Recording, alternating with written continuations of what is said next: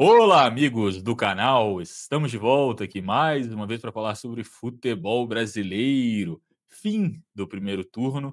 Dessa vez, vamos fazer aqui novamente o nosso tradicional quadro de vencedores e perdedores da rodada 19 do Campeonato Brasileiro. Obviamente, estou aqui com o meu amigo Matheus. Olá, Matheus.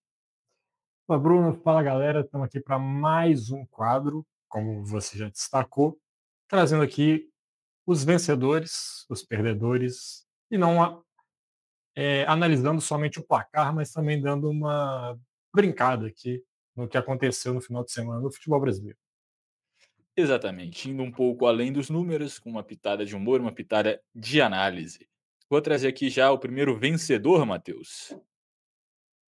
Que para mim é o Felipe Luiz, né, é um cara que está começando o trabalho, vai completar aí um ano, né, como treinador profissional, e o cara já é campeão do primeiro turno, com rodadas a menos, cheio de polêmica nesse percurso. A gente sabe que bastidores do Flamengo não são para amadores, e durante todo esse tempo ele conseguiu blindar o grupo, perdeu jogadores importantes, teve lesão, a performance do time caiu. Acho que o Flamengo hoje não joga tão bem quanto jogava há algum tempo atrás, mas fato é que o time ainda é o melhor, é a melhor equipe do campeonato, líder, campeão do primeiro turno, tem tudo para também conseguir o título no final do ano. E concordo com você, o Felipe Luiz está fazendo um grande trabalho, já tendo a pressão de estar num clube gigante, né? Então, convivendo com alguns dilemas, algumas pressões ali, que é natural para todo treinador de um grande time do futebol brasileiro. E no Flamengo, acho que Flamengo e Corinthians, isso é elevado a um nível maior também, pela pressão, pela mídia, pela torcida. Então, ele está conseguindo sair bem nesse início de carreira dele ainda. E seguindo nessa linha, eu dei uma roubadinha aqui nos meus vencedores, que eu coloquei campeões de 87, que se enquadra o Flamengo nessa lista, que terminou como o campeão do primeiro turno, mesmo não tendo completado os 19 jogos. Ele encerra ali na rodada 19, mesmo ele tendo um jogo a menos, liderando o Campeonato Brasileiro. E o esporte que finalmente ganhou um jogo. Então, os dois times que lutam pelo título de campeão de 1987 são vencedores na rodada. Demorou apenas um turno para o Sport conseguir ganhar o jogo. Se mantiver essa média, até o final do campeonato ganha 2 partidas, né. Também estava entre os meus vencedores o Sport. Acho que independente do que a gente fala aqui, a gente fala, a gente vem falando que o Sport já está rebaixado, acho que ia ter umas 6, 7 rodadas, mas você ganhar, eu acho que principalmente depois dessa sequência absurda que o Sport ficou, 16 jogos no campeonato sem vencer, isso dá uma aliviada na pressão no vestiário, os jogadores ficam mais tranquilos. Querendo ou não, não é como se os times que estão aqui na frente do Sport, viessem pontuando bem, né. Eu acho que o Sport não perde já 4 jogos, são 3 empates e uma vitória, é disparado a melhor sequência aqui dos times que estão na zona de rebaixamento. E o Vitória, que é o primeiro time fora, por exemplo, tem 18 pontos, o Sport tem 9. O Vasco, que é o primeiro time que está dentro da zona, tem 16, sabe. O Vitória tem 2 jogos a mais. O Vitória tem 18 pontos com 19 partidas. O Sport tem 9 com 17. Então, mesmo que desacreditado, por muitos dado como morto, o Sport tá somando os pontinhos e tá chegando perto ali, né. Ainda acho que não tá nem sim, a distância tá muito longe ainda para falar que o Sport tá na briga para sair da zona, mas tá mais perto do que estava há um mês atrás. Exato. E o objetivo do esporte não tem que ser nem pensar em se livrar do rebaixamento nesse primeiro momento. Tem que ser jogar de uma maneira digna, e isso o time está conseguindo fazer. Com certeza, melhorou bastante, né. Sim. E aqui eu vou trazer então meu segundo vencedor, Matheus, que são os defensores do fato novo no futebol. Porque o Juventude também conseguiu vencer depois de muito tempo, na estreia de Fábio Carpini. Fábio Carpini não, me fugiu o primeiro nome dele, mas é o Carpini, que chegou Thiago. agora. Thiago Carpini, chegou agora dentro de casa, né, que, o mando de campo foi uma força do Juve por muito tempo, não estava sendo nesse campeonato, recebeu o Corinthians, que também vinha em boa fase, e conseguiu ganhar 2-1. Também consegue se afastar um pouco ali do próprio esporte que ganhou, e se aproxima da briga, de Vasco, Santos, para sair da zona da degola.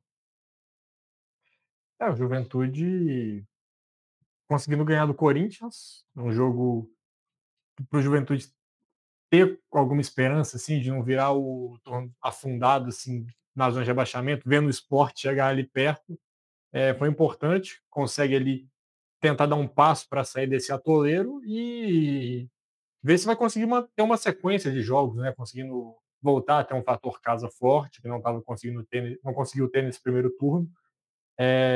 Seria fundamental para o esporte, para o Juventude ter qualquer chance de sair da zona de rebaixamento. E para o próprio Thiago Carpini também, né, que é um cara que surgiu como um técnico muito promissor, talvez tenha dado alguns passos maior do que a perna, estava em uma sequência ruim, volta agora para o Juventude, vamos ver se ele consegue, né, emplacar um bom trabalho. Fato é que o Fato Novo é uma das instituições do futebol brasileiro que raramente falham, assim como a lei do ex.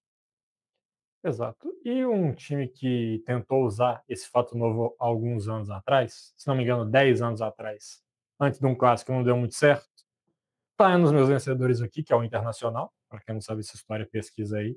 É, a demissão do Diego Aguirre do Inter em 2015. Vocês vão ter mais noção do que aconteceu, mas depois do vídeo e depois de você deixar o seu like, se inscrever no canal e compartilhar o nosso conteúdo com qualquer pessoa que você conheça.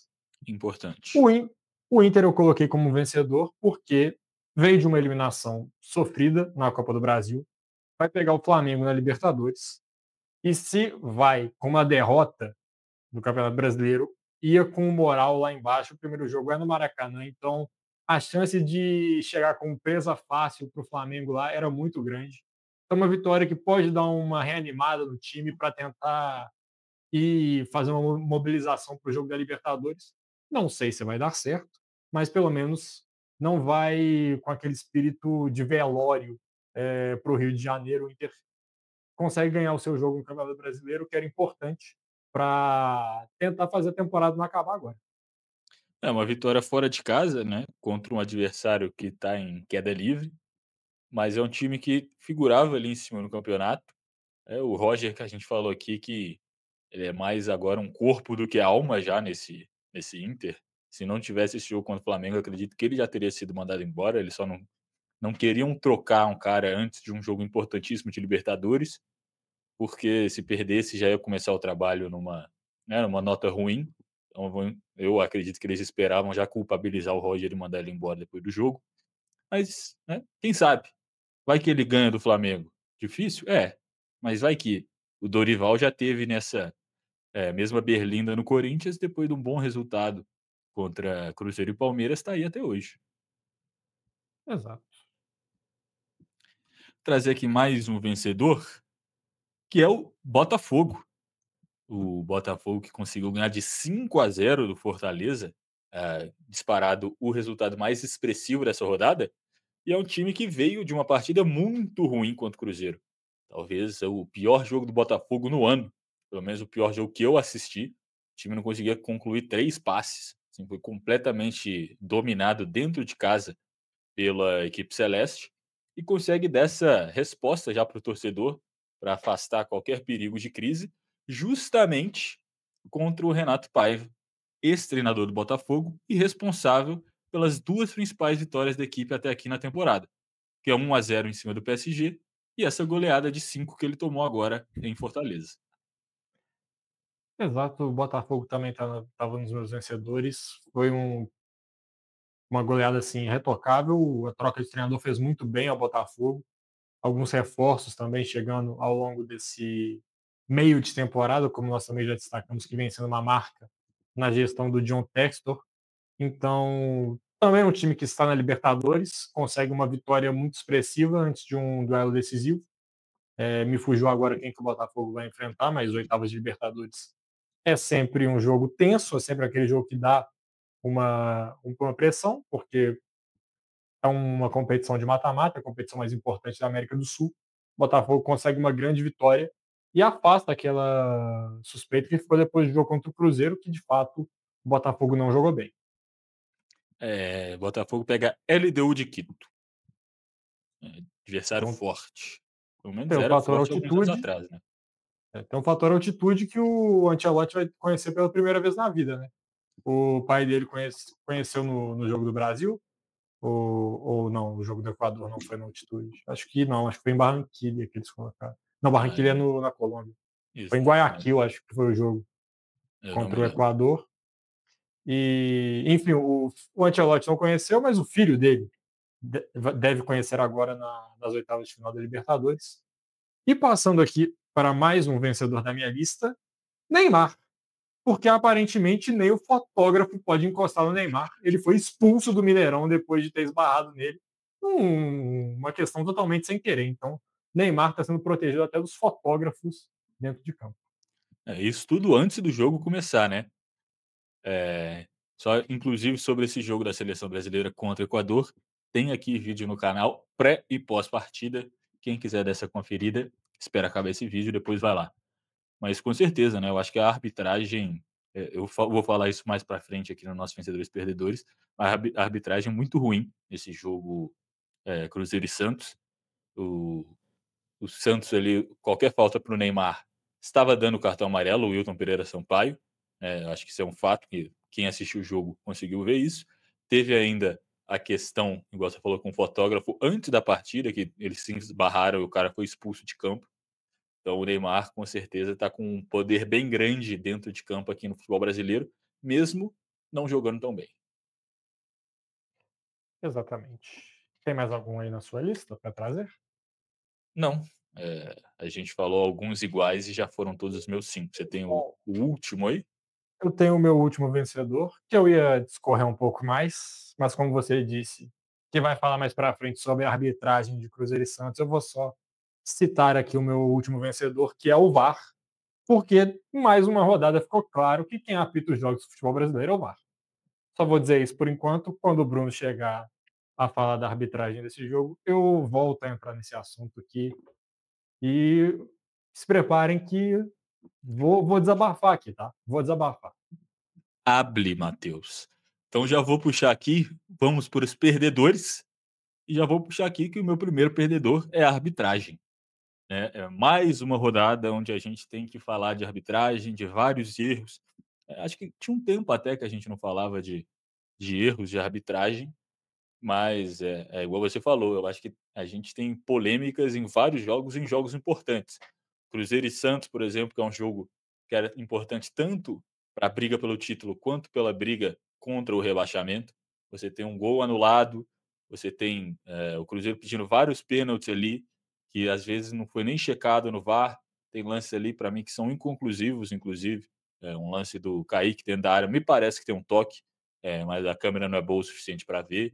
Aí você tem no jogo do Palmeiras, um impedimento ali milimétrico que prejudica o Ceará, assim como o Palmeiras foi prejudicado nesse mesmo tipo de lance, no jogo contra o Corinthians pela Copa do Brasil, sabe, que aquele milimétrico ali que, sabe, assim, não tem nenhuma vantagem real, é a regra, tem que ser aplicada, mas se a linha fosse um pouco mais grossa, não era impedimento. Foi o gol do Maurício, agora o Palmeiras é beneficiado. O próprio Abel comenta disso na entrevista, né, falando que agora ele reclamou no meio de semana e agora quem vai reclamar é o outro técnico. E ainda tem mais um pênalti para o Palmeiras, em um lance extremamente duvidoso, acho que é o terceiro ou quarto já no campeonato. Isso gera ainda mais dúvidas sobre a lisura de todo o processo da arbitragem.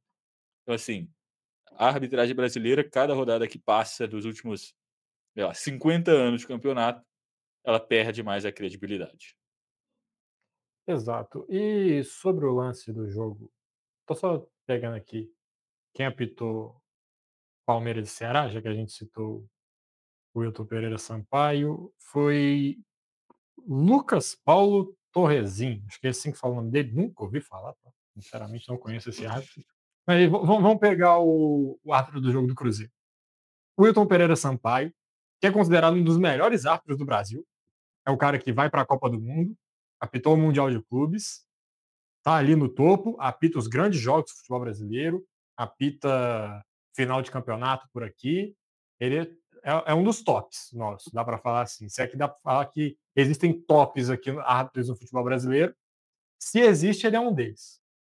O cara, ele não banca uma decisão que ele estava a 1 metro da jogada, de frente para o lance, sem ninguém atrapalhando a visão dele. Ele viu o lance, ele considerou, não houve falta aqui. A jogada seguiu, o Cruzeiro faz o gol, o VAR chama no ouvido dele e ele não banca uma decisão que bobear, não tinha uma câmera que mostrasse uma imagem melhor do que a que ele estava vendo ali dentro do campo. A imagem que ele tinha ali da vista dele do lance era melhor que 99% das câmeras que o VAR poderia mostrar para ele. E o pior, essa falta é um lance interpretativo ainda. Não um lance claro, não um lance óbvio, tanto é que está gerando muita discussão. Tem boa parte de gente que acha que não foi falta, e existe uma parcela de pessoas que acha que não foi falta, porque tem o contato. Mas não é todo contato que é falta no futebol. Porque o futebol tem os lances de disputa de bola, tem até disputas mais fortes do que aquela que não são marcadas falta. E se for marcar esse tipo de falta em todo jogo do Campeonato Brasileiro, você basicamente vai matar o futebol. Porque o Zé Rafael ele domina a bola escapando um pouquinho, o Matheus Pereira chega numa dividida, há o contato, ele rouba a bola, para mim, um lance normal, e o Cruzeiro faz o gol. Mas é muito assustador a gente pensar que um dos principais árbitros do Brasil não tem segurança para manter uma decisão que ele viu assim completamente clara. Isso para mim assim é para falar acabou, acabou. Todo mundo aí, todos esses árbitros brasileiros, assim, vão embora, vão fazer outra coisa da vida. Vocês têm outros empregos, tocam sua vida. Vamos contratar 50 árbitros estrangeiros da Premier League, todo mundo fala que a arbitragem é boa. Contrata aqui e deixa eles apitando o futebol brasileiro, porque um dos melhores árbitros do Brasil ter esse tipo de postura, de pipocar para o VAR desse jeito, mostra que ele viu claramente, é revoltante. Assim. Não tem o menor cabimento da arbitragem brasileira seguir desse jeito. Eu acho que a palavra que você falou aí, pipocar, é a palavra-chave do momento. E a questão não é nem o lance em si. Igual você falou, o lance é interpretativo. O problema é que saiu o gol logo depois. Se não tivesse saído o gol, em 100 jogadas igual aquela, se não sai o gol, o Wilton não vai marcar. Ele não achou que foi falta. A questão é que num lance que pode ser duvidoso, saiu um gol, e aí ele ficou com medo. De falar, ih, se tivesse gol assim, vão me xingar, vão me criticar, vai ter uma pressão absurda em cima de mim, que é uma verdade, né? Os árbitros também, as condições que eles apitam não são as ideais aqui no futebol brasileiro, né? Não justifica, não, acho que não justifica o erro, mas explica um pouco.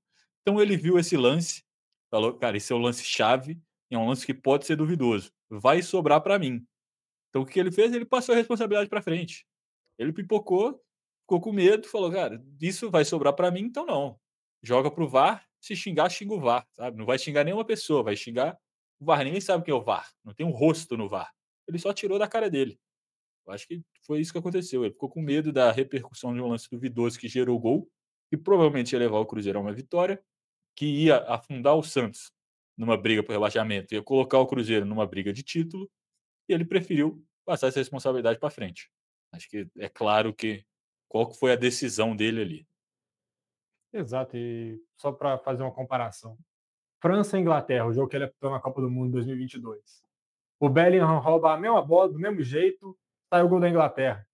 Eu duvido que ele voltaria atrás, mesmo com o VAR chamando, eu duvido que ele tomaria qualquer decisão contrária a ele, porque os árbitros aqui no Brasil se sentem muito confortáveis para agir dessa maneira. Então, assim, também o fato de estar aqui, que a gente vê os árbitros brasileiros apitando lá fora, jogos de fora, eles não apitam do mesmo jeito que eles apitam aqui dentro também. Então, esse é mais um fator que faz as arbitragens brasileiras ser um lixo para mim. Concordo. Você tem mais um perdedor aí, Matheus? Eu tenho vários aqui, para começar com o Mano Menezes, porque nem desempregado estão deixando ele ficar. Ele entregou o cargo e a direção do Grêmio falou não. Então, para mim, ele é um dos maiores perdedores da rodada. O cara não deu nem a rescisão para ele, né. O Mano Menezes deve ter umas 3 rescisões caíram na conta dele nesse exato momento. Ele queria mais uma, mas não. O Grêmio falou: "Não, você botou a gente aqui na merda, você vai ter que respirar esse ar fedido junto. Eu não tô deixando o cara ir embora". É complicado demais. O Menezes que pode até ficar sem trabalhar o resto da vida, só de tanta grana de rescisão que ele tem para receber.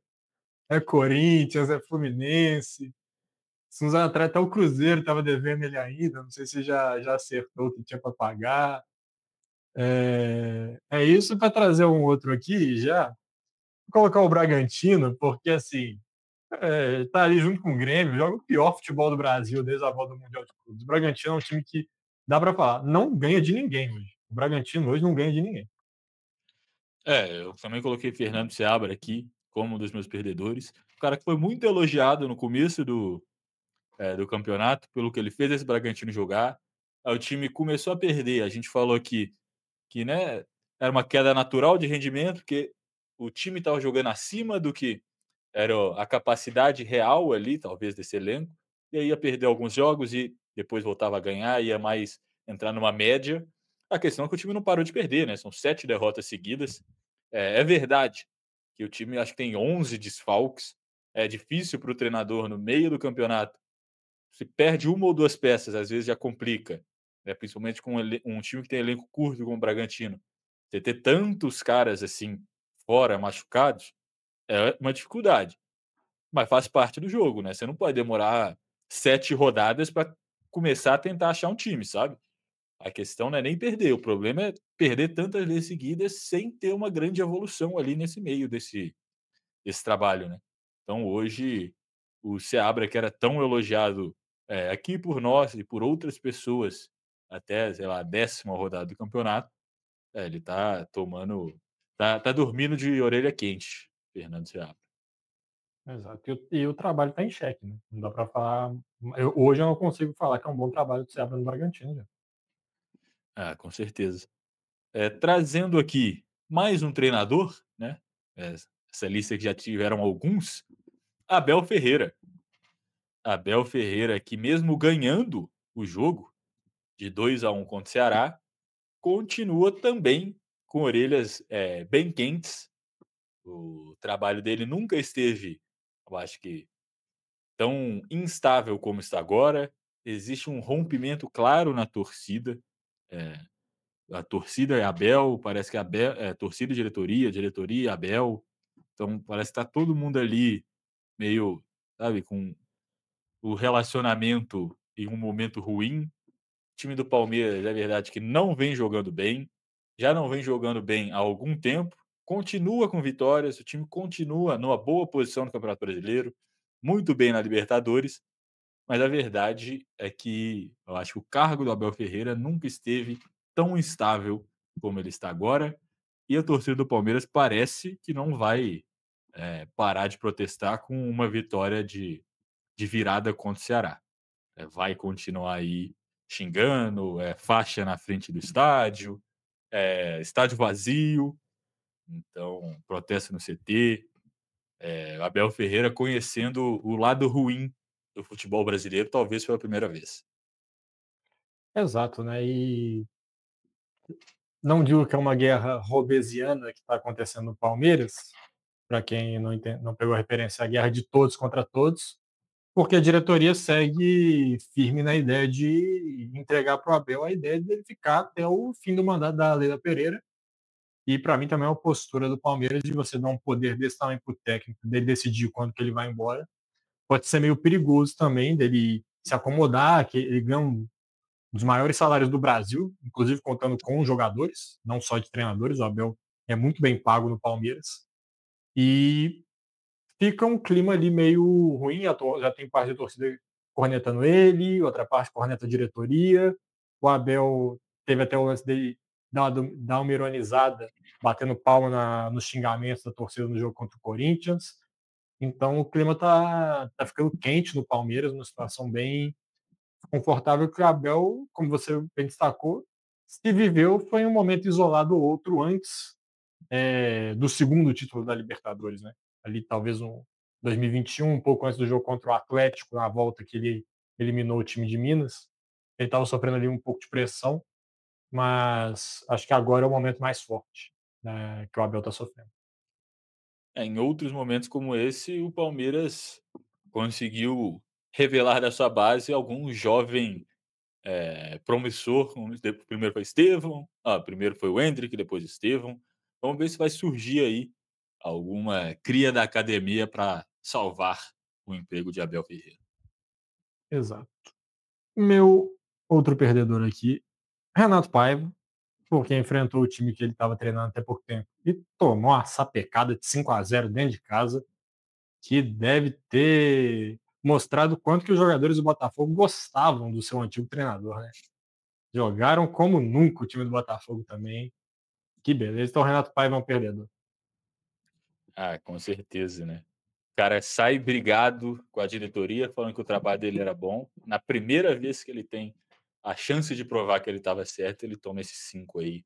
Acho que o Botafogo, com certeza, dorme tranquilo, sabendo que fez uma boa decisão. Exato. Vou trazer aqui, então, mais um perdedor, que são os goleiros do Bahia, que também são figurinhas carimbadas aqui na nosso vencedores e perdedores. Acho que só perdem, talvez, em número de menções para o Vasco, que até agora não foi mencionado nesse vídeo. Recorde, 26 minutos e não falamos do Vasco como um perdedor. Mas a verdade é que o Bahia já deixou vários pontos ao longo desse campeonato por falhas dos goleiros. Não só no Brasileiro, como na Sul-Americana também isso aconteceu, sabe. Joga o Marcos Felipe, a torcida pede o Ronaldo. Joga o Ronaldo, a torcida pede o Marcos Felipe. Nesse 3-3 aqui tem um lance, acho que é o terceiro gol do Fluminense. É um jogador ali na esquerda ali da pequena área, chuta uma bola cruzada, sabe, na perna dele, só que ele tenta meio que abaixar a perna para fazer a base do goleiro e ao mesmo tempo ele não gira a perna o suficiente. Se ele tivesse ficado parado, a bola provavelmente ia pegar no pé dele e ia sair. Então assim, o Bahia precisa urgentemente contratar um goleiro, do nível do resto do time. Porque o Bahia é um time muito bom. Se eu não me engano, é o time, que mais criou chances de gol, oportunidade de gol até agora no campeonato. O top 3 é Bahia, Flamengo e Cruzeiro. Agora eu não sei se o Flamengo é primeiro ou segundo, mas eu acho que o Bahia é o primeiro. Tudo bem que o Bahia tem uma das piores porcentagens de, acerto em chances claras de gol, também está no top 3 piores, mas enfim, é um time bom, é um time que está brigando por G4, é um time que pode estar brigando pelas copas, não mais na Sul-Americana, né. Mas precisa de um bom goleiro. Todo bom time começa por um bom goleiro e o Bahia hoje não tem nenhum, né. Jogam 2 e se somar os 2 não dá um bom goleiro, essa é a verdade. Exato. E para citar aqui o Marcelo Beckler, que é um jornalista que eu gosto muito de algumas análises que ele faz, ele fala que o campo de futebol é muito grande, mas o jogo ele se resolve dentro das áreas. E o Bahia está falhando tanto no ataque quanto na defesa, nesses dois aspectos, né? Não tem um goleiro confiável em nenhum das duas opções que estão jogando e também não tem alguém que está conseguindo fazer os gols que o time cria.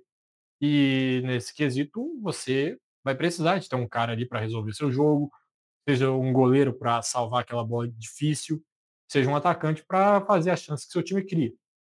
E sobre essa questão, talvez seja também um pouco do ego do Rogério Ceni, que quer ser o melhor goleiro dos seus times que ele treina.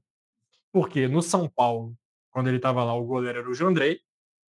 No Flamengo, o goleiro era o Hugo Souza, antes da fase boa que ele está vivendo no Corinthians agora, dá para falar assim. E talvez a exceção tenha sido o Fábio no Cruzeiro, né? Mas ele ficou pouco tempo. Talvez tenha sido um desses motivos. Não, o Fábio é melhor que eu. Vou embora aqui, que eu quero ser o melhor goleiro do time que eu vou treinar. E foi o pior trabalho do Rogério Ceni, né. Foi. Então, tá uma maldição aí na carreira, de técnico do Ceni, que foi um grande goleiro. Então, ó, às vezes as forças superiores olharam e falaram assim: "Você já foi muito bom quando você estava jogando, agora você não vai poder ter um goleiro muito bom aí não, vai ter que jogar com o que dá". Trazendo mais um perdedor aqui, o Cruzeiro, que perdeu do Santos em casa. A gente destacou muito aqui a questão da arbitragem, mas Vou colocar o time treinado pelo Leonardo Jardim aqui, não só pela derrota, mas também pela postura que o time teve no final, que o jogo estava 1-1, é um resultado assim decepcionante, mas não é um cenário assim horrível, não é como se o Cruzeiro tivesse sendo eliminado de uma competição de mata-mata ali, e o time se comportou como se estivesse acontecendo isso, foi todo para o ataque, de uma forma bem desorganizada, e o segundo gol do Santos é num contra-ataque que não é nem tão veloz assim, a jogada, o Guilherme ele domina, ele para a bola no meio campo, ele dá uma arrancada assim, não é de velocidade, mas ele vai conduzindo a bola, e a jogada toda é construída sempre com 3 contra 3. Nesse tempo todo da jogada, ninguém do Cruzeiro chegou para voltar, chegou para ajudar, para pressionar, tentar roubar a bola, ou numa cobertura ali nos outros jogadores do Santos.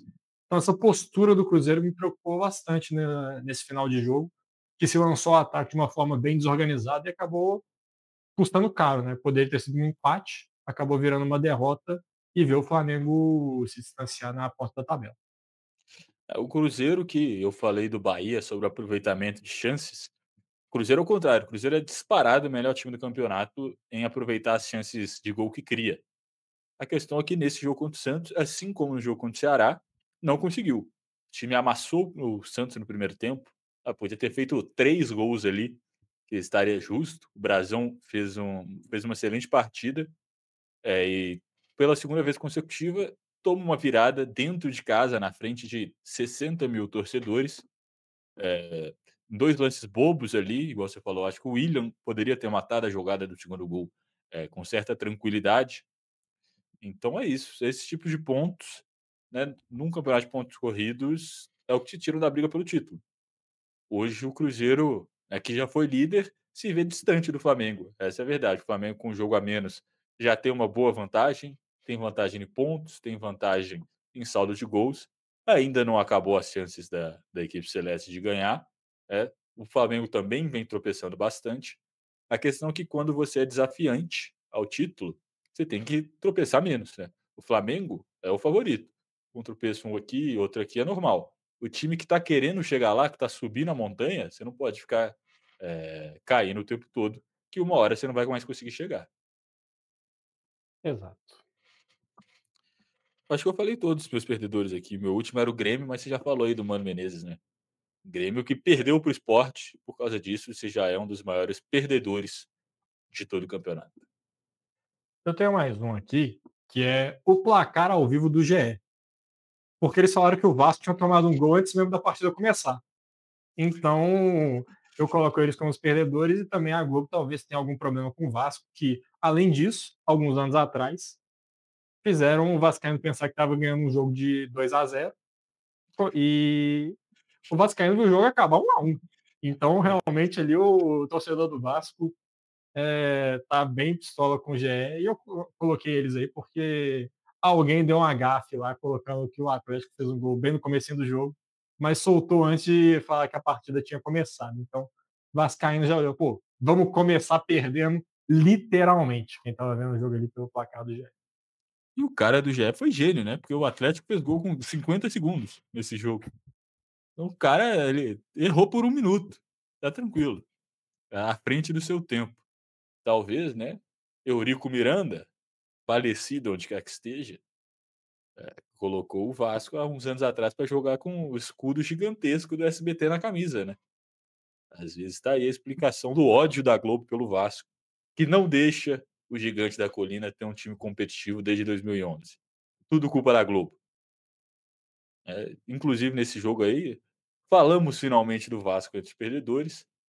Você coloca o Puma Rodrigues, que é um lateral direito, que é ruim defensivamente, é um lateral isso, direito, improvisa ele na esquerda, ele vai ficar pior ainda na marcação e justamente no lado dele ali, o Gabriel Menino abre 1-0 com 50 segundos de jogo. Tudo bem que ele estava num 2 contra 1, mas a questão é que o Vasco marca muito mal. Não vou também ficar falando muito aqui, que a gente fala isso sempre. O Vasco é individualmente ruim na defesa e o Fernando Diniz é um técnico ruim para defesas em geral. Exato. E você citou o Eurico Miranda, fazer uma recomendação aqui. Série no Globoplay, que inclusive não está patrocinando, mas se quiser pode ficar à vontade. A mão de Eurico contando a história do dirigente vascaíno. que, pro bem ou pro mal, é um dos maiores dirigentes de futebol da história que tivemos aqui no Brasil. Então, é uma série muito legal, eu vi, ela é bem curtinha, não são tantos episódios assim, e retrata muito bem, assim, não é só tipo para exaltar, nem também só para atacar pedra, faz um relato bem interessante ali da trajetória do Eurico Miranda. Um dos maiores personagens da história do futebol brasileiro, que influencia no Vasco até hoje. Não à toa seu espírito estava no banheiro durante uma eleição presidencial do Vasco. Acho que é isso, né, Matheus? É Você tem isso. mais algum perdedor? Não, acho que foi dos meus foram todos. Então, primeiramente, eu agradeço todo mundo que chegou até aqui no vídeo. E quem ficou até essa parte, Matheus, tem que fazer o que agora? Eu já dei a dica no meio do vídeo, mas vou reforçar aqui, deixar o like, comentar aqui embaixo quem você acha um vencedor, quem você acha um perdedor da rodada. Se inscrever no canal, caso ainda não seja inscrito. Você pode ser o nosso inscrito 235, 236, 237, nós não sabemos. O que nós sabemos é que temos 234 até agora e não esperamos perder nenhum. Se você está inscrito aqui, não se desinscreva, por favor. E também pedimos para você compartilhar o conteúdo com alguma pessoa que você conhece, que acha que pode gostar, com alguma pessoa que você acha que pode não gostar. O importante é estar passando o conteúdo para frente. E é isso. Um abraço e até a próxima. Alô!